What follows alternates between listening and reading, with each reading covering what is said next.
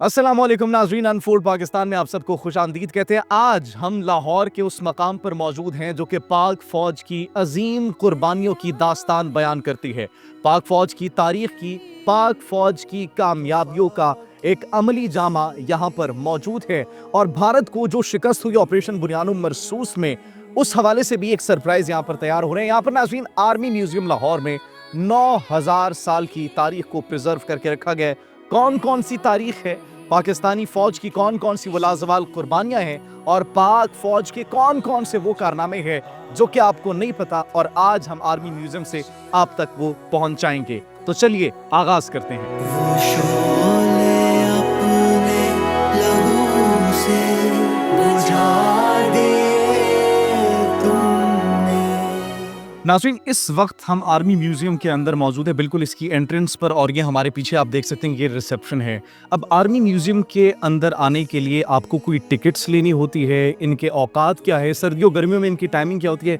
ये सवाल सबके जहनों में मौजूद होंगे। तो हमारे साथ सीनियर गाइड इकराम साहब मौजूद है, इनसे हम ये तफसीलात जानने की कोशिश करते हैं। अस्सलाम वालेकुम। वालेकुम सलाम सर। कैसे हैं आप? अल्हम्दुलिल्लाह सर, आप ठीक हैं सर? अल्हम्दुलिल्लाह। अच्छा ये बताइए, अभी लोग यहाँ पर एंटर हो रहे हैं तो क्या प्रोसेस है? कोई टिकट्स वगैरह लेनी होती है? सर प्रोसेस हमारा कोई बहुत हार्ड किस्म का नहीं है। सिंपल जिस तरह हर इदारे में होता है, सिंपल आपने हमारी टिकट बूथ से टिकट परचेज़ करनी होती हैं और टिकट परचेज़ करके आपने म्यूज़ियम के अंदर एंटर हो जाना है। और बस एंट्री के टाइम पे हमारा स्टाफ है, बस आपका काउंटर चेक करेगा आपकी टिकट्स का, और उसके बाद आपको अंदर म्यूज़ियम के अंदर वेलकम करेगा। अगर ज़्यादा बड़ी तादाद में जिस तरह दोस्त वगैरह ग्रुप्स में आते हैं, तो अगर वो आना चाहे, वो ऑनलाइन कोई पहले इन्फॉर्म करते हैं, रजिस्ट्रेशन करते हैं, या डायरेक्ट भी आ सकते हैं? जी बिल्कुल, हमारा जो डिफरेंट इंस्टीट्यूशंस हैं या स्कूल्स के विज़िटर्स आते हैं, यूनिवर्सिटीज़ के आते हैं, उसमें हमारा प्रोसीजर है ऑनलाइन बुकिंग का। हमारी वेबसाइट मौजूद है armymuseumlahore.pk।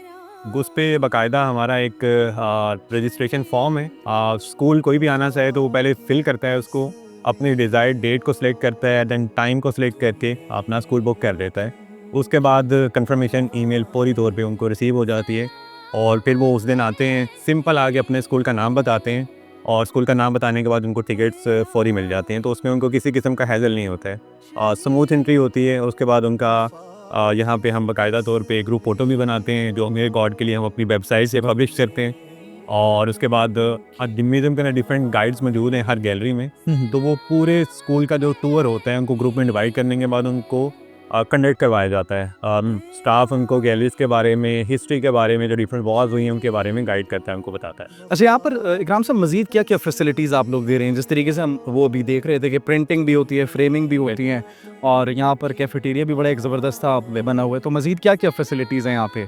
जी हमारी एक तो वो टिकटिंग करने लेने के बाद लोग म्यूज़ियम के अंदर आ जाते हैं। उसके बाद हमारे पास ऑप्शनल फैसिलिटीज़ कुछ हैं, उसमें हमारे कुछ एयरक्राफ्ट्स हैं, और हमारे अंदर एक 1965 गैलरी में मेजर राजा अजीज़ भट्टी की कमांड पोस्ट भी है, और उसमें जाने के लिए अलग से टिकट है, ऑप्शनल है। वो किसी ने जाना हो ऑप्शन के तौर पे तो वो टिकट परचेज़ करके जा सकता है। और इसमें हमारा फ़ोटो फ्रेमिंग भी आ जाती है। फ़ोटो फ्रेम अगर कोई म्यूज़ियम में किसी भी जगह पे विजिटर कोई पिक्चर बनवाना चाहे तो उनकी पिक्चर बना के हम बाकायदा प्रिंट करने के बाद उनको फ्रेम करके देते हैं। और थर्ड वन, हमारे पास गाइडेड टूर की फैसिलिटी भी मौजूद है। आल्दो हम अपने स्कूल टूर्स को गाइड करते हैं, लेकिन अगर कोई फैमिली आती है यहाँ पे या कोई इंडिविजुअल आता है और वो बाकायदा तौर पे म्यूज़ियम की ब्रीफिंग लेना चाहता है, गाइड लेना चाहता है, तो हमारे पास उसका पूरा एक पैकेज मौजूद है, और उसमें हम उनको टिकट देते हैं और उनके साथ एक गाइड उनके साथ थ्रू आउट जो है मूव करता है, उनको ब्रीफ करता है म्यूज़ियम के बारे में 1 घंटा पूरा। 1 घंटा जो है म्यूज़ियम देखने के लिए और समझने के लिए एनफ है, काफ़ी होता है। ज़बरदस्त। अच्छा, ये पर टिकट आप बस, ये लास्ट क्वेश्चन, उसके बाद जिस तरीके से आपने बताया, हम अपनी ऑडियंस को विजिट भी करवाएंगे कि यहाँ पर कौन कौन सी फैसिलिटीज़, गैलरीज मौजूद हैं, तो पर टिकट कितना आप लोग चार्ज करते हैं? सर इसमें हमारा जो अडल्ट का टिकट है वो 200 है, और जो बच्चे अंडर 12 हैं उनका 100 रुपीज़ है। और इसी तरह जब अंदर आते हैं, वो मैंने आपको ऑलरेडी मैंने बताया है। तो टाइमिंग वगैरह तो इसकी कोई नहीं है, मतलब जितनी देर तक आप घूमो फिरो? नहीं, एक दफ़ा अंदर आ गया विजिटर तो वो उनके लिए हमारी कोई लिमिटेशन नहीं है कि वो जिस टाइम मर्जी गुजार सकते हैं। मतलब सिर्फ 200 रुपीज़ में आप आर्मी म्यूजियम, 9000 साल पुरानी तारीख, पाक फौज के अजीम कारनामे, लाजवाल कुर्बानियाँ, तारीख ही आप सब कुछ देख सकते हैं। तो मेरे ख्याल से अब आगाज़ करते हैं, हम चलते हैं। बिल्कुल, लेट्स गो। तेरा है हक की शहीदों।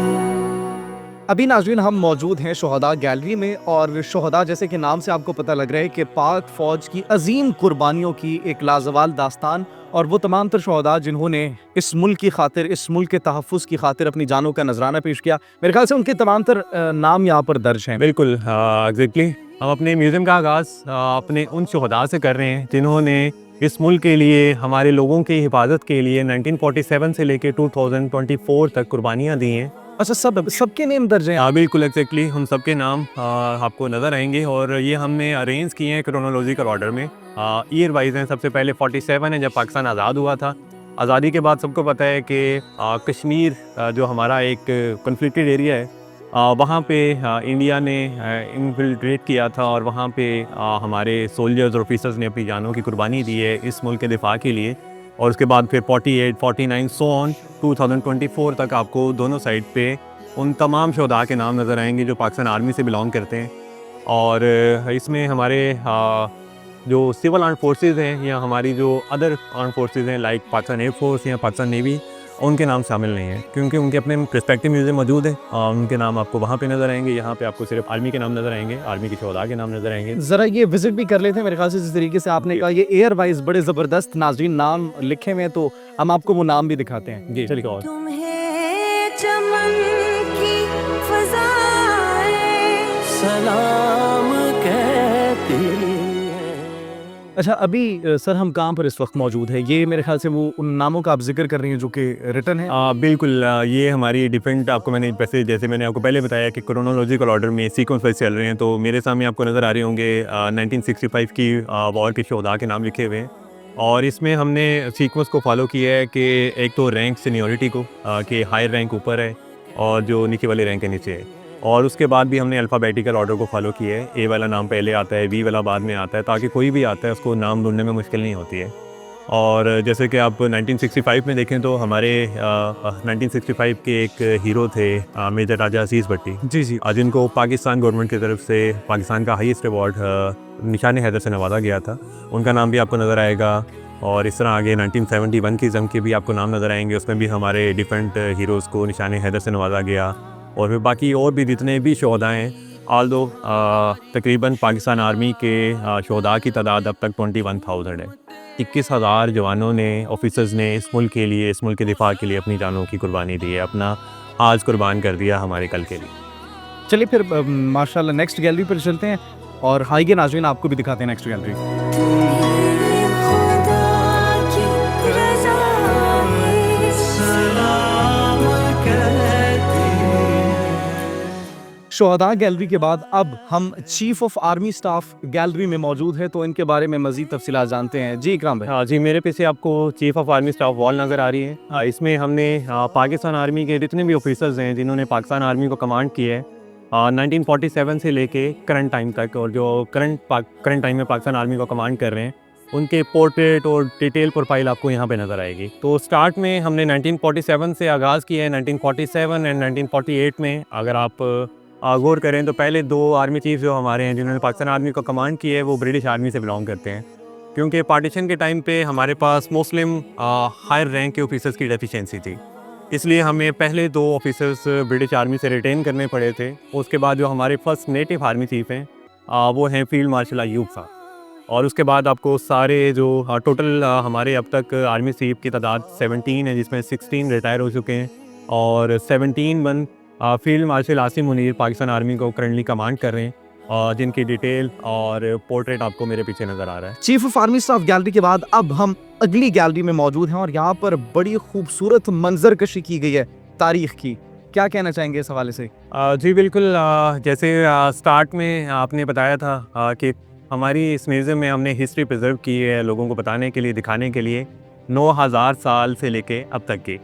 तो हिस्ट्री ऑफ पाकिस्तान गैलरी है, और यहाँ पे हमने अपनी तारीख़ का आगाज़ किया है 9,000 साल पहले से। जब इस ज़मीन, इस खित्ते पे जो लोग रहते थे, उन्होंने इस जगह को नाम दिया इंडस वैली सिविलाइजेशन, और ये उस टाइम की one of the largest civilization थी। लोगों ने केव से निकल के, पत्थर के ज़माने से निकल के जब प्रॉपर सेटलमेंट बनाना शुरू किए, वो शुरू किए हैं जहाँ पे उनको पानी मिलता था, और पानी कहाँ से मिलता था? रिवर्स से। तो यहाँ पे इंडस रिवर जो हमारा पाकिस्तान का लार्जेस्ट रिवर है, उसके किनारे पे जो शहर आबाद हुए, जो तहज़ीब आबाद हुई, वो कहलाती है इंडस वैली सिविलाइजेशन। उसमें यहाँ पे हमने कुछ शहरों का जिक्र किया है, जैसा कि मेहरगढ़ है, सबसे पुराना शहर पाकिस्तान का, बलूचिस्तान प्रोविंस में मौजूद है, और वहाँ का हमने रहन सहन दिखाया है डिजिटल पेंटिंग के थ्रू। अब तो वहाँ पे रियून्स हैं, उनके खंडरात मौजूद हैं वहाँ पे, लेकिन उस टाइम पीरियड में लोग किस तरह रहते थे, क्या करते थे, वो हमने यहाँ पे दिखाया है। मोइंजोदड़ो, हड़प्पा, मोहनजोदाड़ो, हड़प्पा, मेहरगढ़, ये तीनों उसी सेम टाइम पीरियड के इंडस वैली के सिटीज़ हमने यहाँ पे दिखाए हैं, उनका रहन सहन दिखाया है। बट बाद में कुछ ऐसी वजूहात हैं जिसकी वजह से पूरी सिविलाइजेशन जो है फेड आउट हो गई थी। इसमें मौरखीन की किसी भी बात पे इत्तफाक नहीं है। कुछ मौरखीन कहते हैं कि यहाँ पे एक ऐसी बीमारी आई थी जिसकी वजह से पूरी सिविलाइजेशन फेड आउट हो गई, या ऐसा फ्लड आया, सैलाब आया, जिसकी वजह से पूरी सिविलाइजेशन का नामो निशान मिट गया। और उसके बाद हमने आगे जिक्र किया है इन्वेजन्स का। इस इलाके पे कितने लोगों ने इन्वेड करने की कोशिश की है, अटैक किया है, वो हमने 800 BC तकरीबन आप 3000 साल पहले से लेके ब्रिटिशर्स के टाइम पीरियड तक हमने डिफरेंट इन्वेजन्स का इस गैलरी में जिक्र किया है।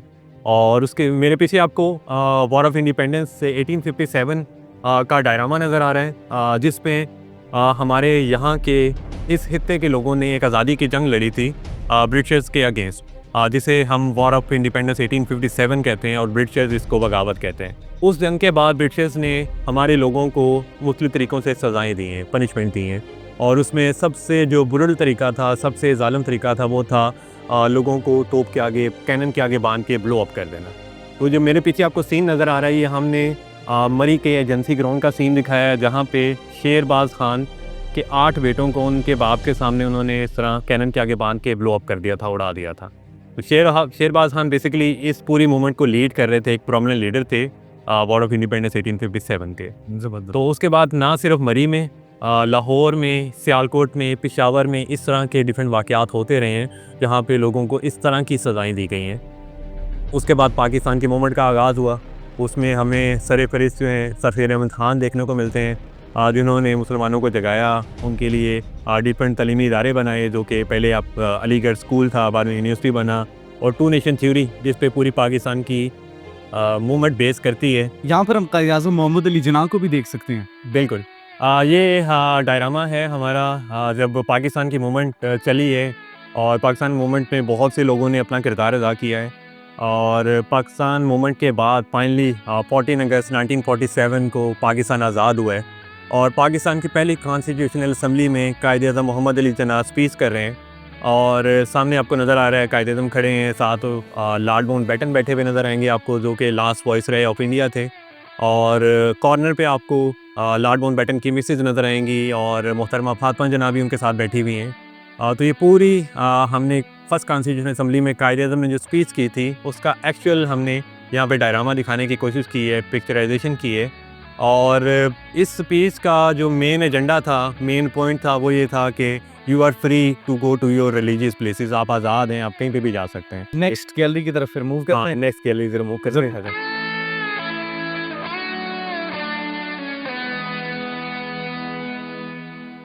अच्छा, हमें यहाँ पर एक स्केलेटन भी दिखाई दे रहा है, फीमेल स्केलेटन, और मेरे ख्याल से इसके हाथों में ये कंगन कड़े टाइप हैं, और इनके गले में भी कुछ हमें हार, लॉकेट्स वगैरह नज़र आ रहे हैं। तो ये कब की तारीख है, ये कब का है? बिल्कुल, ये बेसिकली रेप्लिका है, ओरिजिनल नहीं है। अच्छा। सिर्फ हमने इंडस वैली के लोगों की बरियल प्रैक्टिस का जिक्र किया है यहाँ पे हमने, कि वो अपनी डेड बॉडीज़ को दफनाते किस तरह थे, उनका तरीक़ेकार क्या था। सेम पैटर्न जिस तरह आज मुस्लिम फॉलो करते हैं, या हम लोग फॉलो करते हैं, हमारे कल्चर के लोग फॉलो करते हैं, सेम पैटर्न उनका वही था।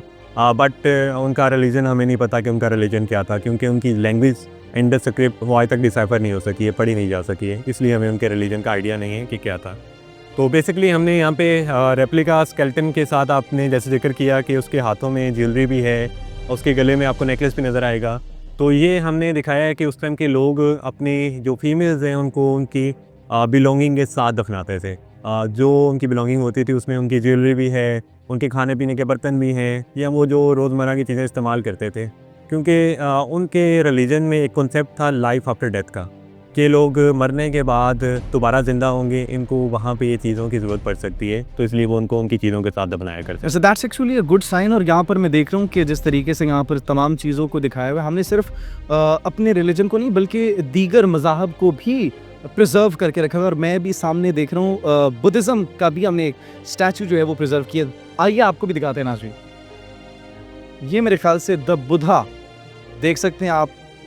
तो इस हवाले से भी हम आपसे जानना चाहेंगे। The Buddha was born as Siddhartha Gautam in royal family. बिल्कुल, जो आपको मेरे सामने स्टैचू नज़र आ रहा है बुद्धा का, वो ओरिजिनल है और सेकंड एंड थर्ड सेंचुरी से बिलोंग करता है।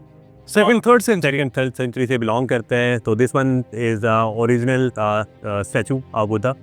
और ये हमने दिखाया है कि यहाँ के जो लोग थे, गंधारा सिविलाइजेशन का आपने नाम सुना होगा। गंधारा सिविलाइजेशन भी एक मेन सिविलाइजेशन थी इस एरिया की, टेक्सला वाली साइड पे।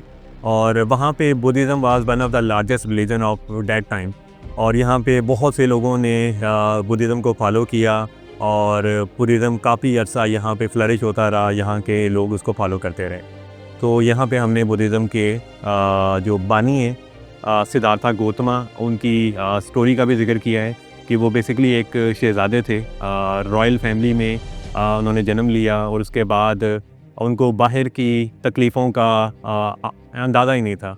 वो एक दिन ऐसे ही अपने महल से निकलते हैं और लोगों की तकलीफ़ें देखते हैं, लोग बीमार हो रहे हैं, लोग परेशान हैं, तो अपने वो आसाइशें और अपना महल छोड़ के निकल जाते हैं और जाके फॉरेस्ट में, जंगलों में वहाँ पे बैठ जाते हैं। और उनके मज़हब के मुताबिक कहते हैं कि वहाँ पे इनको निर्वाण हासिल होता है, वहाँ पे इनके मज़हब का आगाज़ होता है। फिर लोग इनको फॉलो करना शुरू कर देते हैं और वहाँ से फिर एक नया मज़हब चलता है, नए बुद्धिज़्म। आगाज़ होता है, जिसे लोग बुद्धिज़्म का नाम देते हैं। ज़बरदस्त। चलिए फिर अब नेक्स्ट गैलरी की तरफ हम मूव करते हैं। जी बिल्कुल। बर्रे सगीर पाक व हिंद में मुसलमानों की जो अजीम एक तारीख़ का आगाज़ हुआ था, उसको भी बड़े ज़बरदस्त तरीके से प्रिजर्व किया गया। यहाँ पर ये आप देख सकते हैं हिंदुस्तान के मशहूर मुसलमान बादशाहों के नाम भी यहाँ पर लिखे हुए हैं। और साथ ही साथ जो चीज़ अमेजिंग मुझे जो इंस्पायर कर रही है वो भी आपको दिखाएंगे और आपसे जानेंगे। यहाँ पर हमारे पास आर्मर और एक स्कल्पचर, आप इसे क्या कहना चाहेंगे, वो भी एक मुग़ल दौर का पड़ा है। बिल्कुल। स्टार्ट हमने किया है इस्लाम का यहाँ पे 712 AD से। तकरीबन 1500 साल पहले Muhammad bin Qasim, one of the prominent leader of Islam, वो बरे सगीर में आते हैं सिंध के रास्ते और सिंध को कैप्चर करते हैं और सिंध पे फिर इस्लाम का झंडा लहराते हैं। और वहाँ से आपको सुना होगा आपने कि सिंध को हम बाबुल इस्लाम कहते हैं, the doorway of Islam to Pakistan. वो इसलिए कहा जाता है क्योंकि मोहम्मद बिन कासिम सिंध के रास्ते पाकिस्तान में या बरे सगीर की हदूद में आए थे इस्लाम लेकर। और उसके बाद फिर हमने मोहम्मद बिन कासिम के बाद यहाँ पे कुछ मुसलमान रूलर्स का जिक्र किया है जिन्होंने 500 साल इस खित्ते पे हुकूमत की है। उसमें डिफरेंट डायनेस्टीज़ हैं, गोरीज़ आ जाते हैं, गजनवीज़ हैं, और फिर मुग़ल का टाइम पीरियड यहाँ पे हमने दिखाया है। तो मुग़ल के टाइम पीरियड के साथ साथ हमने यहाँ पे मुग़ल के सोल्जर का आर्मर भी यहाँ पे दिखाया है कि एक मुग़ल का जो सोल्जर होता था, जो वज़रा के साथ होता था, उनकी हिफाजत के लिए उसका आर्मर किस तरह का होता था, वो आपको मेरे पीछे नज़र आ रहा है। अब मूव करते हैं नेक्स्ट गैलरी। अच्छा, अब हम अपनी अगली गैलरी पर आ चुके हैं। तो इकराम साहब बताइएगा, इस गैलरी का क्या नाम है और इसका मकसद क्या है, इसमें क्या दिखाया जा रहा है? गैलरी का नाम सर है रीबर्थ ऑफ अ नेशन, कौम की हयात नो। जैसे कि हमने लास्ट गैलरी में हमने जिक्र किया कि हमारी तारीख 9000 साल पुरानी है। 9000 साल से हमारे अबाउ दाद इस खित्ते के रहने वाले हैं। लेकिन 1947 में एक जो नई शक्ल मिली है, जो एक नई रीबर्थ हुई है, वो हुई है 1947 में पाकिस्तान की सूरत में। इसलिए इस गैलरी का नाम रीबर्थ ऑफ अ नेशन रखा गया है। तो इस गैलरी में जिक्र किया गया है पार्टीशन का और माइग्रेशन का। पार्टीशन में भी आपको पता है बहुत सी नाइंसाफ़ियाँ हुई हैं 1947 में मुसलमानों के साथ। जो बहुत सी स्टेट ऐसी थी, यहाँ पे हमने 565 इंडिपेंडेंट स्टेट्स का जिक्र किया है, जिनके पास राइट था आइदर पाकिस्तान के साथ मिलने का या इंडिया के साथ मिलने का या इंडिपेंडेंट रहने का। Princely states. ठीक है। तो बट इंडिया ने या जो हिंदू थे वहाँ के, उन्होंने जानबूझ के वहाँ पे कत्लेआम करके उन स्टेट्स के जो लीडर्स थे, उनके जो राजा थे, उनको, उनके ख़ानदान, उनकी फैमिलीज़ को अगवा करने के बाद, उन पे तशद्दुद करने के बाद, उनको कत्ल गारत करने के बाद अपने साथ इल्हाक़ करने पे मजबूर किया। और उसके बाद हमने पार्टीशन का जिक्र किया है। जो मेरे पीछे आपको एक ट्रेन नज़र आ रही है, एक ज़रिया था लोगों का माइग्रेट करने का एक जगह से दूसरी जगह। तो लोग बहुत तरीक़ों से इंडिया से पाकिस्तान आए हैं या पाकिस्तान से इंडिया गए हैं। लोग पैदल भी आए हैं, अपनी गाड़ियों के ज़रिए भी आए हैं और ट्रेन पे भी आए हैं। तो train was one of the safest way to migrate. तो आप अंदाज़ा करें कि जो सबसे सेफ़ ज़रिया है माइग्रेट करने का, उस पर भी हमें ये देखने को मिला कि 1947 में जो ट्रेनें लाहौर पहुंची या कराची पहुंची वो फुल ऑफ डेड बॉडीज़ थी। बहुत कम ट्रेनें हैं जो ऐसी हालत में पहुंची हैं जो आपको मेरे पीछे नज़र आ रही हैं। और मेरे पीछे भी आपको जो ट्रेन नज़र आ रही है उसमें आपको लोग नज़र आएंगे जो अपने साथ सामान लेके आए हैं। 2 हाथों की मदद से जो सामान कैरी कर सकते थे वो अपने साथ लेके आए हैं। और यहाँ पे आपको कुछ लोग शुक्राने के सजदे अदा करते भी नज़र आएंगे कि हम बाई फादर पाकिस्तान पहुँच गए हैं। और औरतें नज़र आएंगी, बच्चे नज़र आएंगे। और इस ट्रेन की दोनों साइड पे हमने कुछ रिपोर्ट्स का जिक्र किया है। ओरिजिनल आर्काइव्स हैं जो कि हमने ब्रिटिश आर्काइव से लिए हैं। और ये वो स्टैट्स है जो कि रास्ते में ट्रेनों को रोक रोक के सिखों ने और हिंदुओं ने ट्रेनों पे अटैक किए, लोगों का लूट मार की, लोगों का कत्लेआम किया। वो ओरिजिनल रिपोर्ट्स हमने यहाँ पे लगाई हैं कि कौन कौन से लोग उसमें इन्वॉल्व थे और कितने लोग उसमें शहीद हुए। नाज़रीन, अब हम अपनी अगली गैलरी में आ चुके हैं। तो इकराम साहब, ये कौन सी गैलरी है और यहाँ पर क्या मंजरकशी की गई है? ये सर गैलरी है 1948 एंड अर्ली 65। 1948 में हमारी फर्स्ट सिविल वॉर इंडिया के साथ हुई। और लास्ट गैलरी में मैंने जिक्र किया कुछ इंडिपेंडेंट स्टेट्स का। उसमें एक स्टेट थी कश्मीर थी। कश्मीर एक मुस्लिम मेजॉरिटी एरिया था। पाकिस्तान को मिलना चाहिए था, बट उसका जो राजा था हरी सिंह सिख था, उसने हिंदुओं के साथ मिलके वहाँ पे जानबूझ के कत्लेआम शुरू किया, मुसलमानों का जेनोसाइड शुरू किया और ताकि कश्मीर की स्टेट को अब्जॉर्ब कर सकें। बट हमारे लोगों ने, इसमें आपको मेरे पीछे एक डायरामा नज़र आएगा जिसमें हमने दिखाया है कि पाकिस्तान आर्मी के जवान, ब्रिटिश आर्मी से रिटायर लोग और कुछ आपको कबायली लोग भी नज़र आएंगे, इन सब ने मिल के इंडियन आर्मी के ख़िलाफ़ इस तरह की डिफरेंट आउटपोस्ट कायम की पूरे कश्मीर में, ताकि जो इंडियन आर्मी जेनोसाइड कर रही है, लोगों का कत्लेआम कर रही है, उनको रोका जा सके। तो आज जो हमारे पास कश्मीर का हिस्सा है जिसे हम आज़ाद कश्मीर कहते हैं, वो इन लोगों की कुर्बानियों से और जो 1948 की वार का मैंने जिक्र किया और उसकी काविश की वजह से हमारा कश्मीर का हिस्सा लिबरेट करवाने में कामयाब हुई थी पाकिस्तान आर्मी। और उसका जिक्र हमने मैप पे भी किया है यहाँ पे। बट अभी भी एक स्टिल ह्यूज पार्ट है कश्मीर का जो कि सिविल इंडिया की ऑक्यूपेशन में है इल्लीगली तौर पे, और वहाँ पे कर्फ्यू और कत्लेआम चलता आ रहा है 1947 से लेके। ये बड़ी ज़बरदस्त पिक्चराइजेशन की गई है और जितनी इसकी तारीफ़ की जाए कम है। आगे बढ़ते हैं नेक्स्ट गैलरी की तरफ। यहाँ पर मुझे हर जगह पर हथियार ही हथियार नज़र आ रहे हैं, पोस्टें नज़र आ रही हैं। तो इस गैलरी को क्या कहा जाता है और इसकी क्या ख़ास बात है? सर 1965 वॉर गैलरी का नाम है। और यहाँ पे 1965 की जो वॉर का आगाज़ है वो होता है 5 सितंबर की रात को। इंडिया हमारे 3 मेजर सेक्टर्स पे अटैक करता है, जिसमें लाहौर सरफहरिस्त है, फिर कसूर एंड सियालकोट। और पाकिस्तान आर्मी ना सिर्फ डिफेंड करती है अपने इलाकों को, बल्कि उनको रिपल्स करते हुए उनकी कुछ एरियाज़ भी कैप्चर करती है। बट बाद में एक्सचेंज ऑफ एरियाज़ और exchange of prisoner of war में हम उनके एरियाज़ रिटर्न कर देते हैं। तो इस गैलरी में हमने डिफरेंट सेक्टर वाइज डिस्प्ले किया है। फर्स्ट आपको लाहौर सेक्टर नज़र आएगा जिसमें हमने पिक्चर्स और मैप के थ्रू दिखाया है कि पाकिस्तान आर्मी ने किस तरह डिफेंड किया। बेसिकली हम 6 सितंबर को डिफेंस डे मनाते हैं। तो डिफेंस डे हम इसलिए मनाते हैं क्योंकि इंडिया ने हम पे अटैक किया हमारे 3 सेक्टर्स पे, तो हमने अपनी लैंड को डिफेंड किया, इसलिए हम उसको डिफेंस डे के तौर पे मनाते हैं। तो यहाँ पे आपको कुछ वेपन्स भी नज़र आएंगे और कुछ वॉर ट्रॉफीज़ भी नज़र आएंगी। मेरे सामने आपको इंडिया की 2 G2 राइफल्स नज़र आ रही हैं जो कि पाकिस्तान आर्मी ने कैप्चर की थी 1965 में अलॉन्ग विद देयर जीप। भारतीय फौजियों से क्या भारतीय फौजियों की जीप के साथ ये 2 राइफल कैप्चर की थी। और 1965 में एक इंडियन ऑफिसर का डायलॉग बहुत सुनने को मिला था कि हम सुबह का नाश्ता लाहौर के जिमखाना क्लब में करेंगे। तो उन्हीं जर्नैल्स की जीप का फ्लैग हमने यहाँ पे रखा हुआ है और उन्हीं की जीप की 2 गन हमने यहाँ पे डिस्प्ले की हुई हैं एज अ वॉर ट्रॉफी। जो लोग मतलब यहाँ पर नाश्ता करने के ख्वाहिशमंद थे वो अपनी जीप भी गवा बैठे और अपने हथियार भी गवा बैठे, जीप बाकायदा तौर पे यहाँ पे छोड़ के यहाँ से फरार हो गए, भाग गए थे। और उन्हीं इंडिया के मेजर जनरल नरिंजन प्रसाद को इंडियन आर्मी ने बरतरफ कर दिया था, इसी वजह से कि वो जो एक वॉर फील्ड है, मैदान जंग को छोड़ के वापस आ गए थे। बातें करोड़ों की और दुकान पकौड़ों की, तो वही हिसाब हो। चलिए नेक्स्ट मूव करते हैं पोस्ट जिनका आपने जिक्र किया। बिल्कुल, हमारे बहुत से हीरोज़ हैं 1965 के जिन्होंने अपनी जान की कुर्बानी दी है इस मुल्क को, इस मुल्क का दिफा करने में। तो उसमें हमारे एक हीरो को निशान हैदर से नवाजा गया, जिसका जिक्र हमने फर्स्ट गैलरी शुहदा गैलरी में भी किया था। और यहाँ पे हमने मेजर राजा अजीज़ भट्टी की कमांड पोस्ट बनाई है लोगों के लिए, लोगों को दिखाने के लिए कि किस तरह वो 1965 में इस मुल्क का दिफा करते हुए शहीद हुए।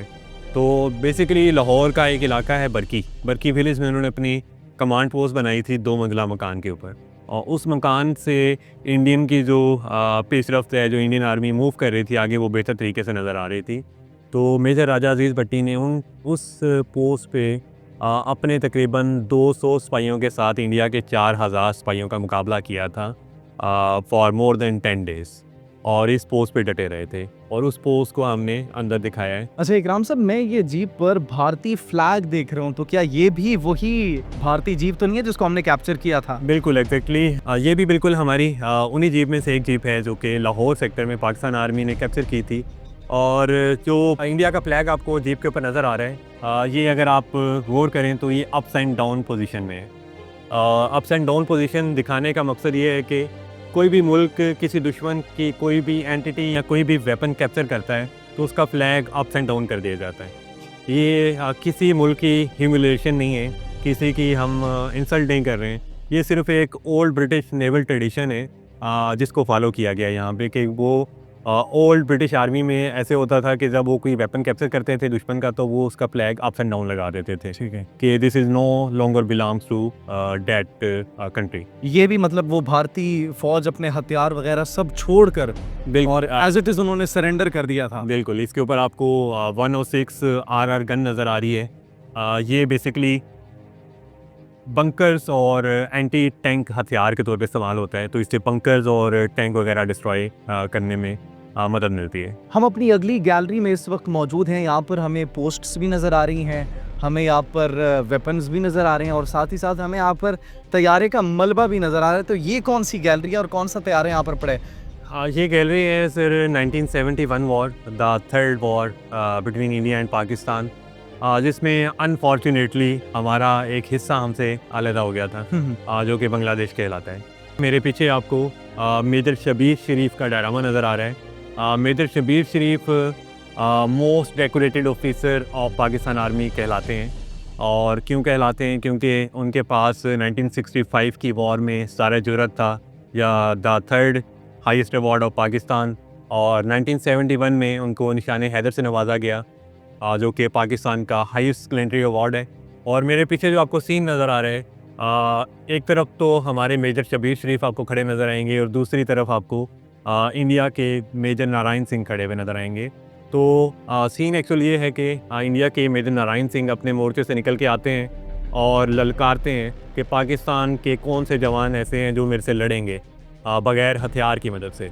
तो हमारे मेजर निकल के आते हैं, इनके बीच लड़ाई होती है, और जब इंडिया के मेजर नारायण सिंह देखते हैं कि मैं तो इनका मुकाबला नहीं कर सकता हूँ, मैं तो नहीं जीत सकता, इनको हरा नहीं सकता, तो अपना वेपन निकाल लेते हैं इनको मारने के लिए। तो असल में जो वेपन आप हमारे मेजर शबीर शरीफ के हाथ में देख रहे हैं, स्टेन गन एक मौजूद है, वो गन इंडिया के मेजर नारायण सिंह अपने साथ लेकर आए थे। तो हमारे मेजर शबीर शरीफ ने उनकी ही वेपन खींच के उनको वहाँ पे मार दिया था। तो जंग ख़त्म होने के बाद हमने इंडिया के मेजर नारायण सिंह की बॉडी भी पूरे एजाज़ के साथ इंडिया को लौटाई, और उसके बाद हम आगे चलते हैं। पोस्ट्स भी कुछ नज़र आ रही हैं, वो भी हम दिखाएंगे आपको। ये बड़ी एक ज़बरदस्त पिक्चराइजेशन की गई है। ये कौन सी पोस्ट? हाँ, ये हमारा लाहौर का वाघा सेक्टर है। 1971 की जंगबंदी के बावजूद इंडिया के एक मोर्चे से फायरिंग हो रही थी, मुसलसल फायर हो रहा था। तो हमारा जवान लास्ट में महफूज शहीद, वो भी फायरिंग कर रहे थे आगे से, और इनके हाथ पे गोली लगने की वजह से इनका जो वेपन है नीचे गिरा और नकारा हो गया। अब इनके पास कोई वेपन नहीं था जिससे ये मुकाबला कर सकते, तो इन्होंने बेहतर ये समझा कि जो इंडियन सोल्जर फायरिंग कर रहे हैं उसके मोर्चे में जाएं और उसको गले से दबोचें और गले से दबोच के उसको मारें। तो इन्होंने ऐसा ही किया और इंडियन आर्मी के उस सोल्जर को गले से पकड़ा और तब तक नहीं छोड़ा जब तक वो मर नहीं गया। हालांकि आप देख रहे हैं कि हमारे जो जवान हैं लास्ट में महफूज शहीद, उनकी टांगों पे ज़ख्मों के निशान हैं, मुसलसल खून बह रहा है, और इसी खून बहने की वजह से लास्ट में महफूज शहीद की भी इसी जगह पे शहादत होती है। और जंग ख़त्म होने के बाद इंडिया के जो कमांडर थे वो एक स्टेटमेंट देते हैं कि मैंने अपनी ज़िंदगी में ऐसा बहादुर जवान नहीं देखा जो कि लास्ट में महफूज शहीद है। तो बताने का मकसद है कि जिस बहादुरी से पाकिस्तान आर्मी लड़ी है उसकी उसका जो मिसाल इस तरीके से मिलती है कि दुश्मन भी आपकी तारीफ कर रहा है। हमारे पास एक जहाज का मलबा भी पड़ा हुआ है, अगर if I am not wrong, ये मेरे ख्याल से भारतीय जहाज तो नहीं है? जी जी एग्जैक्टली, हमारे नारोवाल शहर में कुछ इंडियन जहाज़ एंटर हुए अटैक करने की गर्ज से, और उसमें से एक जहाज़ को पाकिस्तान आर्मी ने निशाना बनाया और मार गिराया। उस जहाज़ का जो टेल पोर्शन है, पिछला हिस्सा है, वो आपको मेरे सामने नज़र आ रहा है। और इसमें जो इंडियन पायलट था TF तना दास, वो भी त्यारे के अंदर ही मारा गया था। नेक्स्ट गैलरी की तरफ मूव करते हैं। 1971 को हमने कवर कर लिया, तो आइए ऑडियंस, एक और गैलरी, एक और तारीख। मुझे इस वक्त बर्फ नजर आ रही है और एक और पोस्ट नजर आ रही है। ये कौन सी गैलरी है? और मेरे ख्याल से ये बर्फानी इलाकों में जिस तरीके से पाक फौज सर्व करती है, उसको शायद डिस्प्ले करने की कोशिश की गई है। एग्जैक्टली, सियाचिन हमारा अनदर कॉन्फ्लिक्टेड एरिया है बिटवीन इंडिया एंड पाकिस्तान, और यहाँ पे भी दोनों मुल्कों की आर्मी डिप्लॉयड है 1984 से लेके अब तक। और यहाँ पे ज़्यादा शहादतें, ज़्यादा जानें दुश्मन के बजाय मौसम की वजह से जाती हैं। उसकी मिसाल हमें ग्यारी में मिलती है। ग्यारी सियाचिन में एक एरिया का नाम है, और यहाँ पे 2012 में एक सानिया होता है जिसे हम ग्यारी सानिया या ग्यारी कहते हैं। और यहाँ पे एक यूनिट डिप्लॉयड थी और सरहदों की हिफाजत के लिए, और रात के तकरीबन 2 से 2:30 बजे वहाँ पे एक बर्फ़ानी तोदा गिरता है उस यूनिट के ऊपर। उसमें से जो यूनिट के जवान थे, उनके कमांडर थे, उनके 2 IC थे, सब के सब उस बर्फ़ानी तोदे के नीचे दब जाते हैं। और आपको मैंने जैसे पहले बताया कि एक बर्फ़ानी इलाका है, ग्लेशियर दुनिया का हाईएस्ट बैटलफील्ड है, सबसे ऊंचा मैदान जंग है, तो वहाँ पे रेस्क्यू ऑपरेशन करना भी उतना ही मुश्किल था। तो पाकिस्तान आर्मी ने अपनी मदद आपके तहत वहाँ पे रेस्क्यू ऑपरेशन स्टार्ट किया, और 49 डेज़ के बाद पहली डेड बॉडी निकाली गई वहाँ से। और उसके बाद फिर 2 से 3 साल लगे पाकिस्तान आर्मी को बाकी जवानों की डेड बॉडीज़ निकालने में। तो पाकिस्तान आर्मी अपने शहीदों को भी तनहा नहीं छोड़ती है, उसकी मिसाल हमें यहाँ देखने को मिलती है। और मेरे पीछे आपको सियाचिन का एनवायरनमेंट नज़र आ रहा है, और बेसिकली हमने इग्लू दिखाया है, और इग्लू के साथ आपको 2 जवान भी खड़े हुए नज़र आ रहे हैं। इग्लू बनाए जाते हैं जब मूवमेंट होती है सोल्जर्स की एक जगह से दूसरी जगह, तो रास्ते में मौसम ख़राब होने की वजह से इग्लूज़ बनाए जाते हैं, और उस इग्लू में जवान रहते हैं, सोते हैं जब तक मौसम बेहतर नहीं हो जाता। और आपको कॉस्ट्यूम नज़र आएगा कि सोल्जर्स ने जो कॉस्ट्यूम पहना हुआ है, इसको हाई आल्टीट्यूड कॉस्ट्यूम कहते हैं। इसके बगैर वहाँ पे रहना, वहाँ पे सर्वाइवल बहुत मुश्किल है, नामुमकिन कह सकते हैं आप। क्योंकि अगर आपका कोई भी बॉडी पार्ट एक्सपोज होता है स्नो पे या कॉस्ट्यूम के बाहर रह जाता है, तो वो उसको एक बीमारी है फ्रॉस्ट बाइट जिसे हम कहते हैं। फ्रॉस्ट बाइट हो जाती है, और फ्रॉस्ट बाइट का वाहिद इलाज ये है कि उस हिस्से को काट दिया जाए। तो यहाँ पे भी इतने मुश्किल इलाके में पाकिस्तान आर्मी हमारी हिफाजत के लिए वहाँ पे मौजूद है। और यहाँ पे भी हमारी एक ऑपरेशन हुआ था कारगिल, ऑपरेशन कारगिल के नाम से 1999 में, और यहाँ पे हमारे 2 हीरोज़ को निशाने हैदर से नवाजा गया, जिसमें हवालदार लालक जान आपको मेरे ऊपर नज़र आएंगे, जो कि गन पोजीशन लिए हुए बैठे हैं, और उनके 2 जवान भी पीछे आपको नज़र आएंगे जो कि जामे शहादत नोश कर चुके हैं। लेकिन फिर भी हवालदार लालक जान अपनी पोस्ट पे डटे रहे और इंडियन आर्मी का मुकाबला करते रहे। और फिर आपको एक और यहाँ पे डायरामा नज़र आएगा, बस नज़र आएगा कैप्टन कर्नल शेर खान का। कैप्टन कर्नल शेर खान भी एक one of the resident of निशाने हैदर हैं, और इनको भी सेम कारगिल वॉर में जहाँ पे 27,000 फुट की बुलंदी पे इन्होंने जामे शहादत नोश किया था, दुश्मन का मुकाबला करते हुए बहादुरी के साथ, और उनका बस हमने यहाँ पे डिस्प्ले किया है। बड़ी खूबसूरती से पाक फ़ौज की तारीख़ को, कुर्बानियों को और जुर्रत व बहादुरी की मिसालों को यहाँ पर प्रिजर्व करके रखा गया है। मैं तो मज़ीद क्यूरियस होता जा रहा हूँ हर गैलरी के साथ साथ, तो अब नेक्स्ट गैलरी की तरफ मूव करते हैं। हम अपनी अगली गैलरी में आ चुके हैं, और यहाँ पर हमें सफ़ेद कलर नज़र आया, और सफ़ेद कलर के बाद अचानक से वो ब्लैक में तब्दील हो गया, तो इसके पीछे क्या लॉजिक है? बिल्कुल, गैलरी का नाम जो है वो है दहशतगर्दी के ख़िलाफ़ जंग। तो दहशतगर्दी के ख़िलाफ़ जंग जो पाकिस्तान आर्मी ने की है, उससे पहले हमने पूरा एक थीम दिखाया है इस गैलरी में कि किस तरह स्टार्ट में आपको नज़र आ रहा है कि हैप्पी पाकिस्तान का थीम हमने दिखाया है। यहाँ पे वाइट कलर के आपको ट्रीज़ नज़र आएंगे, ऊपर आपको फाख्ता नज़र आएगी जो कि अमन की निशानी के तौर पे जानी जाती है, और सामने आपको हैप्पी फेसेस नज़र आ रहे हैं। पाकिस्तान के मुख्तलिफ़ कल्चर के लोग मुख्तलिफ़ काम कर रहे हैं आज़ादी के साथ पीसफुली, जिसमें आपको नज़र आ रहा है कि बच्चे आज़ादी से स्कूल जा रहे हैं, इंटरनेशनल की क्रिकेट टीम पाकिस्तान में क्रिकेट खेलने आ रही हैं, और डिफरेंट त्यौहारों का भी यहाँ पे डिस्प्ले किया गया है, पिक्चर डिस्प्ले की गई हैं और दिखाने का मकसद है कि स्टार्ट में एक हैप्पी पाकिस्तान है, लोग आज़ादी के साथ हर काम कर रहे हैं। ऑल ऑफ द सडन 9/11 के बाद टेररिज्म फैल जाती है पूरी दुनिया में, पूरी दुनिया इसकी लपेट में आती है और पाकिस्तान भी इससे इफ़ेक्ट होता है। तो पाकिस्तान में जब टेररिज्म आती है उसके साथ ही हम गैलरी का थीम भी चेंज कर रहे हैं, वाइट से ब्लैक में, और जो आपको हैप्पी पाकिस्तान की हैप्पी फेसेस नज़र आ रहे हैं वो चेंज होते हैं ट्रेजिक फेसेस। ये आगे रास्ता भी जा रहा है, तो ये रास्ता आगे कहीं पर जा रहा है। बिल्कुल, आगे हमने पूरा दिखाया है कि किस तरह पाकिस्तान आर्मी ने दहशतगर्दी के खिलाफ जंग की है, दहशतगर्दी से निपटा है किस तरह। ठीक। अभी जिस तरीके से दहशतगर्दी की हम बात कर रहे थे, तो दहशतगर्दी के बाद पाकिस्तानी फौज ने जो ऑपरेशंस किए, मेरे ख्याल से यहाँ पर उस चीज़ को डिस्प्ले किया गया है कि कौन कौन से ऑपरेशंस हमारी फौज ने किए। बिल्कुल, दहशतगर्दी आने के बाद सबसे मेन काम था दहशतगर्दी से निपटना, दहशतगर्दी का खात्मा करना। तो पाकिस्तान आर्मी ने ऑपरेशन स्टार्ट किए उन इलाकों में जहाँ दहशतगर्दों के ठिकाने थे, जहाँ पे दहशतगर्दों के गढ़ थे, उसमें वज़ीरिस्तान, सवात, वाना, ये वाले इलाके आते हैं।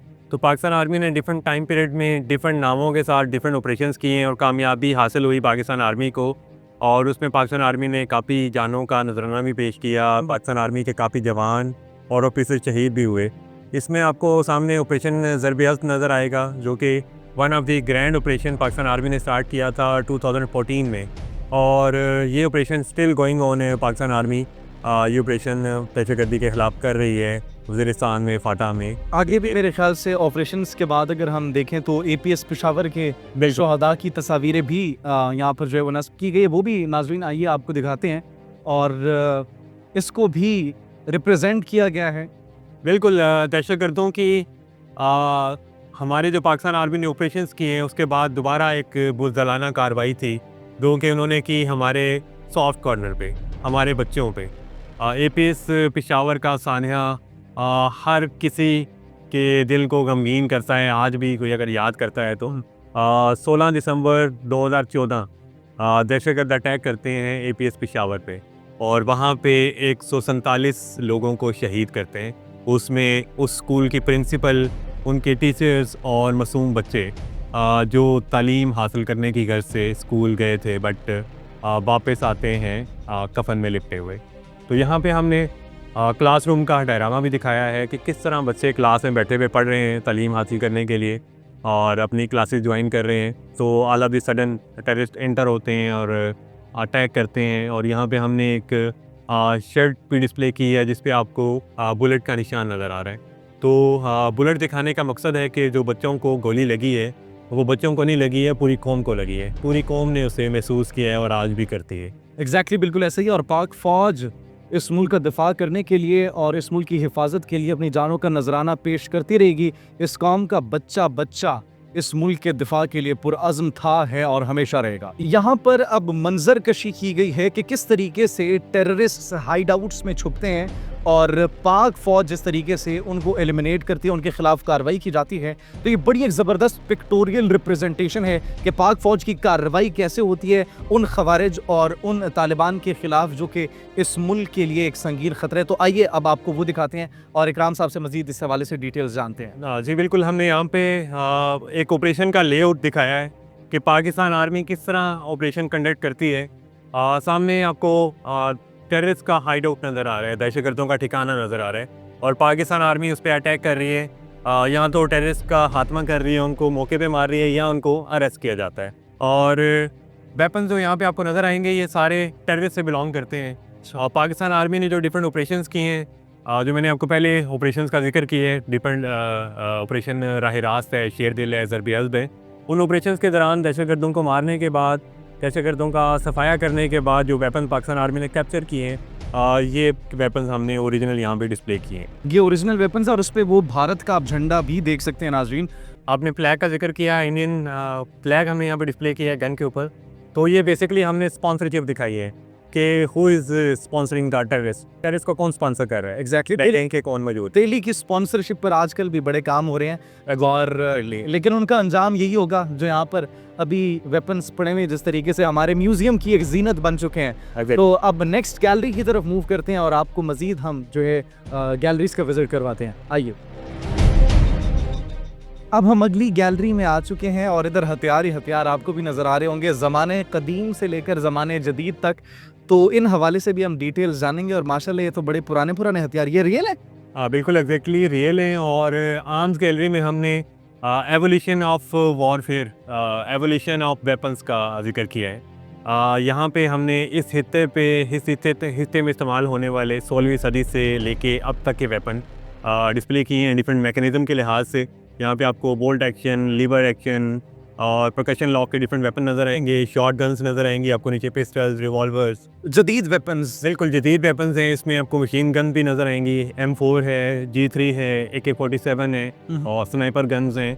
तो ये सारी ऑलमोस्ट जो है ना करंट टाइम में पाकिस्तान आर्मी इस्तेमाल कर रही है। ठीक है। और इसके बाद आपसे वो कॉर्नर पे कुछ एमुनेशन नज़र आएगा, जो कि इस म्यूज़ियम में आपको डिफरेंट वेपन्स देखने को मिले हैं थ्रू आउट द विज़िट। आपको इसमें टैंक्स और गन्स और light machine gun, heavy machine gun, उन सब गन्स का जो एमुनेशन है वो आपको यहाँ पे डमीज़ की सूरत में नज़र वो आर्टिलरी के मेरे ख्याल से बिल्कुल अटली की जो हैवी गन्स होती हैं, जिसको हम तोपें भी कहते हैं, उनके गोले इस तरह से होते हैं। ठीक हो गया। सिर्फ यही नहीं बल्कि जो वेपन्स के ऊपर आप लेंस कहते हैं उसे, इसे क्या कहते हैं? ये भी हमारे पास पड़े हैं। बाइनोकुलर्स है, बाइनोकुलर्स। डिफरेंट सोल्जर्स ऑफिसर्स जंग के दौरान बेटर साइट के लिए इस्तेमाल करते अच्छा, इसकी एवोल्यूशन भी आपने दिखाई है। ये पहले मेरे ख्याल से वो जो हम अक्सर मूवीज में या फिर शॉर्ट क्लिप्स या कार्टून्स में हम देखते हैं कि वो एक छोटी सी चीज दूरबीन टाइप होती है जिसको लंबा करके आप जो है दूर का मंजर देख सकते हैं। मोस्टली आपने शिप्स में देखा होगा, शिप्स में इस्तेमाल होता था, मोनोकुलर कहते हैं इसे। और ये जो सॉर्ड्स पड़ी हैं, ये यहाँ पे डिफरेंट सॉर्ड्स भी आपको नजर आएंगी। ये भी हमने डिफरेंट ओरिजिन्स की यहाँ पे रखी हुई हैं, जैपनीज़ हैं, चाइनीज़ हैं, कश्मीरी हैं, पाकिस्तानी हैं। तो ये डिफरेंट टाइम पीरियड की और डिफरेंट ओरिजिन्स की तलवारें आपको नज़र आएंगी यहाँ पे। और उसके बाद आपको यहाँ पे कुछ साइट्स भी नज़र आएंगी। ये साइट्स जो हमारी, जैसे आपने आर्टिलरी की गन्स का जिक्र किया, उनके ऊपर लगाई जाती हैं बेटर एक्यूरेसी के लिए। अच्छा। और ऊपर आपको डैगर्स और कुकरीज और खंजर भी नज़र आएंगे। ये जो आपको बिनेट्स आपको नज़र आ रही हैं, ये गन्स के आगे नस्ब की जाती हैं। जो हमारी जो बड़ी गन्स, पुरानी गन्स होती थी जिनके सामने के आके नस्ब की जाती थी। खुदा ना खास्ता जंग के दौरान कोई आपका एमुनेशन ख़त्म हो जाए या आपका एनिमी बिल्कुल आपके करीब आ जाता है, तो आप इस बेनेट को as a sword, as a खंजर इस्तेमाल करते हैं। अच्छा, इसकी बैक साइड पे मैंने देखा कि अभी हमें बड़े ज़बरदस्त रिप्रेजेंटेशन भी हुई है। एक हमें सोल्जर भी नज़र आ रहे हैं, लेकिन ये ज़माने कदीम का मुझे कोई सोल्जर नज़र बिल्कुल ये है, हाँ, सेमुराई बच्चे देखते हैं, बड़े शौक से देखते हैं। और ये सेमुराई का ओरिजिनल मुजस्मा हमने यहाँ पे डिस्प्ले, ओरिजिनल है। हमारे जो सदर थे, सदर अयूब खान, वो अपने जब जापान के विज़िट पर गए थे तो जापानीज़ आर्मी की तरफ से उनको ये तोहफे में मिला था, तो ये हमने उसको प्रिजर्व करके ओरिजिनल यहाँ पे डिस्प्ले किया। और इसके साथ साथ हमें जो एंशिएंट ग्रीक शील्ड्स वो भी हमें दिखाई दे सकती हैं यहाँ पर, और तीर कमान मेरे ख्याल से वो भी यहाँ बिल्कुल। ये जैसे कि हमने स्टार्ट में 9000 ईयर्स ऑफ हिस्ट्री का जिक्र किया था, उसमें जो यहाँ के लोग थे जो हॉर्सेस और एलिफेंट्स का यूज़ करते थे वॉरफेयर में, तो उनका आर्मर इस तरह का होता था। एक साइड पे हमने यहाँ के लोगों का आर्मर दिखाया है और एक साइड पे कदीम यूनानियों का दिखाया है, जो कि अलेक्जेंडर, जिसे दुनिया अलेक्जेंडर द ग्रेट कहती है, उसने जब पाकिस्तान पे इन्वेड किया तो उसके सोल्जर्स का लिबास इस तरह का था। Tribute to the white of flag, ये वॉल किसके लिए बनाई गई है? Sir, tribute to the white of flag आपको नाम से अंदाज़ा हो रहा है कि जैसे हमारे पाकिस्तान के फ्लैग में दो कलर्स हैं, white and green. White represent करता है पाकिस्तान में मिनॉरिटीज़ को, यानी कि नॉन मुस्लिम्स को, और ग्रीन जाहिर करता है मुस्लिम्स को। तो पाकिस्तान आर्मी में ना सिर्फ मुस्लिम बल्कि नॉन मुस्लिम भी जो डिफरेंट रिलीजन से ताल्लुक़ रखते हैं वो पाकिस्तान आर्मी में सर्व कर रहे हैं, और उनकी भी इक्वल कंट्रीब्यूशन है पाकिस्तान की हिफाजत के लिए, और उनकी कुर्बानियों को भी हमने यहाँ पे ट्रिब्यूट पेश किया है, खराज तहसीन पेश किया है। तो यहाँ पे आपको जो फ़ोटोग्राफ्स नज़र आ रही हैं, ये वो जवान हैं, वो ऑफिसर्स हैं जो दूसरे मज़ाहिब के होने के बावजूद पाकिस्तान के लिए, पाकिस्तान की आर्मी के लिए दुश्मन से लड़े और अपनी जानों की कुर्बानी दी, और यहाँ पे हमने इनको खराज तहसीन पेश की। ये बड़ा एक ज़बरदस्त, मैंने पहली मरतबा ऐसा देखा कि पाक फ़ौज में एक तो माइनॉरिटीज़ को भी इतनी इज़्ज़त दी जाती है, इतनी मोहब्बत दी जाती है, और फिर माइनॉरिटीज़ हैं वो भी इस मुल्क के दिफा की खातिर अपनी जानों का नजराना पेश कर रहे हैं। आगे मूव करते हैं, आगे निशाने हैदर हमारी गैलरी जो है वो करीब है, उस पर बात करते हैं। हम अपनी नेक्स्ट गैलरी में आ चुके हैं, और जैसा कि मेरे पीछे सितारे से लग रहा है कि ये निशाने हैदर गैलरी है। जी बिल्कुल, निशाने हैदर गैलरी है। और गैलरी का थीम आपको ऊपर स्टार्स नज़र आएंगे और वाइट कलर आपको नज़र आएगा। तो गैलरी का थीम हेवन की बेस पे बनाया गया है, क्योंकि हमारा एक इस्लामिक बिलीफ है कि शहीद कभी मरता नहीं है और उसको मुर्दा ना कहो वो अपना रिस्क पा रहा है। तो उसी बेस पे गैलरी बनाई गई है कि लोग हेवन जन्नत में बैठे हुए हैं और वहाँ से हमें देख रहे हैं। आइए आपको वो शोहदा दिखाते हैं जिनको सबसे बड़ा एजाज़ निशाने हैदर दिया गया और उन्होंने इस मुल्क के लिए क्या खिदमात अंजाम दी, उस हवाले से भी आपको बताते हैं। तो सबसे पहले हमारे पास कैप्टन मोहम्मद सरवर शहीद मौजूद हैं। बिल्कुल, कैप्टन सरवर हमने जैसे डिफरेंट गैलरीज में भी जिक्र किया। सबसे पहली जो हमारी जंग थी, सिविल वॉर थी इंडिया के साथ 1948 में कैप्टन मोहम्मद सरवर अपनी जो टेरिटरी थी उसका दिफा करते हुए अपनी जान की कुर्बानी देते हैं। आल दो जो इंडिया का बंकर था वो हारदार तारों से घिरा हुआ था, ये इनकी जिम्मेदारी थी उन तारों को काटना और अपने जवानों को रास्ता फराहम करना। तो इन्होंने वो जिम्मेदारी बाखूबी निभाई और तारें काटने के दौरान इनको दुश्मन का शेल लगा, जिसकी वजह से ये शहीद हो गए। बट अपने जवानों को ये रास्ता फराहम करके अपनी जिम्मेदारी से सुबकदोश हो चुके थे। और हमारे पास अगले हैं नाइक सैफ अली जंजुआ शहीद। बिल्कुल, उसके बाद नाइक सैफ अली जंजुआ आपको नज़र आ रहे हैं। ये कश्मीर से बिलोंग करते थे, तो इनका हमारी किताबों में और हमारी तारीख में बहुत कम जिक्र मिलता है, क्योंकि इनको कश्मीर का हाईएस्ट रिवॉर्ड जो है हिलाल कश्मीर उससे नवाजा गया था। बट इन 1995 इसको निशान हैदर के इक्विवेलेंट करार दिया गया था। तो no, he is a part of the 11 recipient of Nishan Haider.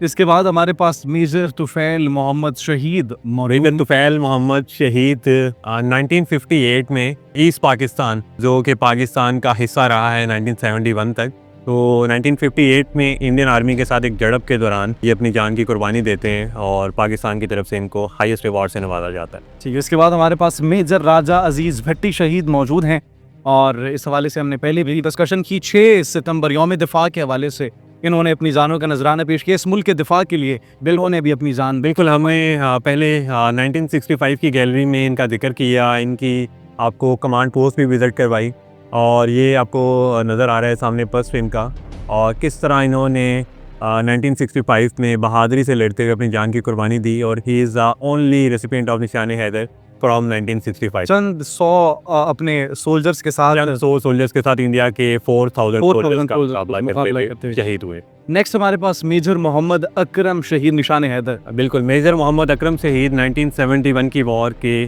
निशान हैदर रेसिपिएंट हैं और इनकी जिम्मेदारी थी ईस्ट पाकिस्तान में हिली सेक्टर का दिफा करना। इन्होंने भी अपने 100 सिपाहियों के साथ इंडिया के 3000 सिपाहियों का मुकाबला किया 15 दिन तक। 15 दिन तक डटे रहे और ना सिर्फ डटे रहे बल्कि फ्रंट लाइन पे आके अपने सोल्जर्स, अपने ऑफिसर्स को गाइडलाइन देते थे।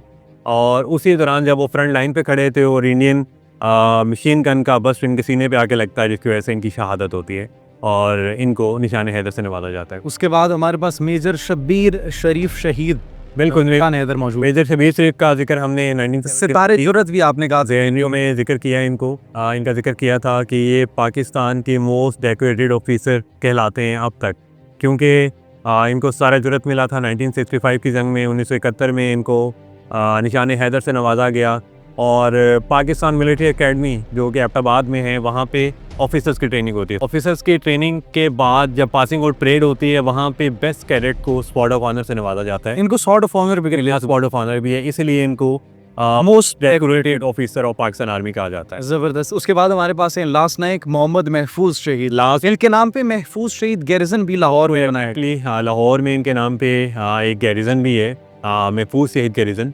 और इस हीरो का भी जिक्र हमने 1971 की गैलरी में किया कि किस तरह इन्होंने इंडिया के मोर्चे में जाके बगैर वेपन के इंडियन आर्मी के उस सोल्जर को गले से पकड़ के दबोच के मारा और वहीं पे मौके पे इन्होंने अपनी जान की कुर्बानी भी दी और दुश्मन भी इनकी बहादुरी की वजह से इनकी तारीफ़ करने पे मजबूर हो गया। एग्जैक्टली। उसके बाद हमारे पास सवार मोहम्मद हुसैन शहीद निशान हैदर मौजूद हैं। सवार मोहम्मद हुसैन शहीद सवार बेसिकली जो हमारी आर्मर्ड कोर है, जिस कोर के पास टैंक्स होते हैं उसके एक सोल्जर को सवार कहा जाता है। तो ये बेसिकली पेशे के लिहाज से ड्राइवर थे, इनका काम नहीं था जाके फ्रंट लाइन पे लड़ना या जाके रैकी करना, बट इन्होंने बार बार इसरार किया अपने कमांडर को कि मैं जंग में जाना चाहता हूँ फ्रंट लाइन पे। तो इनके ऑफिसर ने इनको इजाज़त दी, ये एक मोर्चे से दूसरे मोर्चे में जाते थे और आके अपने ऑफिसर को बताते थे कि कहाँ पे इंडियन आर्मी के टैंक मौजूद हैं, और इनकी मदद से इंडिया के 16 टैंक तबाह हुए। और इसी दौरान जब वो एक मोर्चे से दूसरे मोर्चे में जा रहे थे दुश्मन के टैंक्स की रैकी करने के लिए, तो इनके सीने पे इंडियन शेल लगने की वजह से इनकी शहादत होती है और इनको निशान हैदर से नवाजा जाता है। इसके बाद हमारे पास the one and only pilot officer Rashid Minhas शहीद निशान हैदर। बिल्कुल, जैसे मैंने पहले जिक्र किया कि हमारे 10 लोग पाकिस्तान आर्मी से बिलोंग करते हैं जिनको निशान हैदर मिला, और एक पाकिस्तान एयरफोर्स से बिलोंग करते हैं जो कि सबसे यंग थे, 20 ईयर की एज में शहीद हुए थे। ये बेसिकली ट्रेनिंग लेने के बाद अपनी सेकंड सोलो फ्लाइट पे निकल रहे थे, तो इनका इंस्ट्रक्टर जो है मतीउर रहमान, वो बेसिकली गद्दार था। वो इनके कॉकपिट में एंटर हो गया और उसने जहाज़ का कंट्रोल संभाल लिया। अब ये राशिद मिन्हाज जो है एक न्यू पास आउट हुए कैडेट थे या ऑफिसर थे, तो इनके पास वो वाली महारत नहीं थी जो पीछे मतीउर रहमान इंस्ट्रक्टर बैठा हुआ था जो उसके पास थी। तो इन्होंने बेहतर ये समझा कि जो इंडिया का जो बंगाली पायलट है, बंगाली इंस्ट्रक्टर है मतीउर रहमान, तैयारे का रुख इंडिया की तरफ कर रहा है और इनको मंजूर नहीं था कि जहाज़ वो इंडिया की तरफ लेके जाएं, तो इन्होंने वाहिद रास्ता उनको यही नज़र आया कि वो जहाज़ का रुख ज़मीन की तरफ कर दें। तो उन्होंने जहाज़ का रुख ज़मीन की तरफ कर दिया, अपने जान की कुर्बानी दे दी, और साथ ही इसमें मतीउर रहमान जो इंस्ट्रक्टर था बंगाली, वो भी मारा गया। और इन्होंने अपना जो एक पाकिस्तान की कीमती मालूमात हैं, कीमती असासा जो हैं, उन्होंने महफूज कर लिया, बट अपने जहाज़ को दुश्मन के हाथों नहीं जाने दिया। That's great. राशिद मिन्हाज शहीद के बाद हमारे पास कैप्टन कर्नल शेर खान शहीद निशान हैदर। बिल्कुल, कैप्टन कर्नल शेर खान और हवलदार लालक जान, ये हमारे 2 निशान हैदर रेसिपिएंट हैं जिनको 1999 में कारगिल वॉर में निशान हैदर मिला। अब इंटरेस्टिंग चीज़ इसमें यह है कि कैप्टन कर्नल शेर खान, इसमें आपको 2 रैंक्स का मजमुआ नज़र आएगा, एक तो कैप्टन और एक कर्नल। एग्जैक्टली। इनका जो एग्जैक्ट रैंक था वो था कैप्टन। कर्नल इनको लक़ब दिया गया था, और लक़ब इनके दिया था ग्रैंड पेरेंट ने, इनके दादा ने। इनके दादा बचपन से इनको प्यार से कर्नल कहकर पुकारते थे कि मेरा बेटा फ़ौज में कर्नल बनेगा बड़ा होके। तो वो कर्नल उनके दादा के पुकारने के साथ साथ उनके नाम का हिस्सा बन गया। तो जब वो फ़ौज में आए तो वो भी कर्नल भी उन्होंने अपने नाम के साथ ही ऐड ऑन कर लिया। तो ये हमारी एक अजीम दास्तानों की एक रिवायत है, और हमारी अजीम दास्तानें हमारी पाक फ़ौज की। Last but not the least, हवलदार लालक जान शहीद। बिल्कुल, जैसे मैंने पहले जिक्र किया, कारगिल वॉर में हमारे इन 2 हीरोज़ को निशान हैदर मिला। इसमें हवलदार लालक जान थे, इनका जिक्र हमने सियाचिन गैलरी में भी किया कि किस तरह इन्होंने 27,000 फुट की बुलंदी पे अपने जो टेरिटरी है, अपना जो एरिया है, उसका दिफा करते हुए अपने 2 जवानों की शहादत के बावजूद वहाँ पे डटे रहे, काफ़ी देर तक उस जगह की हिफाजत करते रहे, और फिर जामिन शहादत नोश किया। और उसके बाद इनकी बहादुरी की वजह से जो उन्होंने कारनामा सर अंजाम दिया था वहाँ पे अपनी मोर्चे का, अपनी टेरिटरी की हिफाजत का, उसके बाद इनको निशान हैदर से नवाजा गया। तो ये हमारे वो 11 निशान हैदर के बहादुर सपूत थे जिन्होंने इस मुल्क के लिए अपनी जानों का नजराना पेश किया। और यहाँ पर बड़ा ज़बरदस्त आप ये डिस्प्ले भी देख सकते हैं। शहादत है मतलूब व मकसूद मोमिन, न माल गनीमत ना किश्वर कुशाई। तो ये पाक फ़ौज की कुर्बानियों की वो अजीम दास्तान है, ये पाक फ़ौज की कुर्बानियों की एक अजीम मिसाल है जिन्होंने इस मुल्क के दिफा की खातिर अपनी जानों का नजराना पेश किया। आई होप कि आपने इकराम साहब के साथ आर्मी म्यूज़ियम के इस विज़िट को खूब इंजॉय किया होगा, और हम आपको यही कहेंगे कि आप भी आइए और अपनी फैमिलीज़ के साथ आइए, अपने बच्चों के साथ आइए, और पाक फ़ौज की इस मुल्क की अजीम कुर्बानियाँ जो है, इस मुल्क की तारीख़ जो है 9000 साल पुरानी तारीख़, उसको आप देखिए। तो तब आपको अंदाज़ा होगा कि हमारी फ़ौज और इस मुल्क को अभी ये जो आप फलते फूलते देख रहे हैं और इसमें चैन की सांस एक ले रहे हैं, तो नाज़रीन इस मुल्क में, इस मुल्क को इस तरीके से आबाद करने के लिए, शादो आबाद करने के लिए कितनी कुर्बानियाँ दी गई हैं और आपकी कितनी एक अजीम तारीख़ है, उसको समझने के लिए एक मरतबा आपको ज़रूर आना चाहिए। क्यों, ऐसे ही है? बिल्कुल एग्जैक्टली। और ये मैं आपका भी शुक्रिया अदा करता हूँ कि आपने किस तरह आर्मी म्यूज़ियम को पोर्ट्रे किया, लोगों तक पहुँचाने के लिए जो तारीख़ हमने यहाँ पे डिस्प्ले की है। जो लोग यहाँ पर नहीं आ सकते उन तक किस तरह डिजिटल तरीके से पहुंचाना है, वो आपने बहुत अच्छे तरीके से डॉक्यूमेंट किए। Thank you so much. आपका भी बहुत शुक्रिया कि आपने अपने कीमती वक्त में से हमारे लिए टाइम निकाला, और उम्मीद करते हैं कि नाज़रीन आपकी इन्फॉर्मेशन में भी इजाफा हुआ होगा, आपकी नॉलेज में भी इजाफा हुआ होगा, और आप यकीनन आए। इकराम साहब आपका यहाँ पर इंतज़ार करेंगे। इसी के साथ नाज़रीन, अनफोल्ड पाकिस्तान से मुझे इजाज़त दीजिए। अपना बहुत ख्याल रखिए। अल्लाह निगहबान।